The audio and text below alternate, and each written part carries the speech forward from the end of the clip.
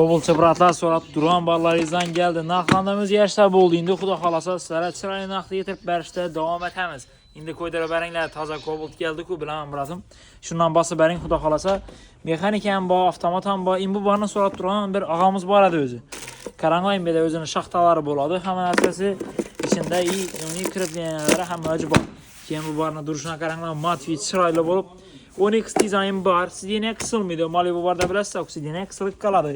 Ko'pchilikga yoqmaydi u narsa o'zi. Besparadnoy bo'lsa, imbelar ham akkuratni ishlangan bo'lsa, imbera endi yoz oyi maxitolari qo'yib yuradigan vaqti keldi-ku. Borni bilgan biladi buni. Qarang, buni qo'l qo'yadi, u yeri katta. Polni ikki odamni dirsak ham polni sinib ketadi. Eng globingiz ichi ham katta bu. Ichini ham biroz chibarali inobratlar gektar bo'lib yotdi dedilar-ku. Ikki narsa shu. Telefon qo'yish uchun joyi rushnoy o'zida qoladi. Eng qiziqi yengillik bo'ldi bular, ha. Avval bu yo'q edi. Usti yuriydi endi xudo xolasa. Endi Black Pianat ustilaridan ham chiqarib berdi.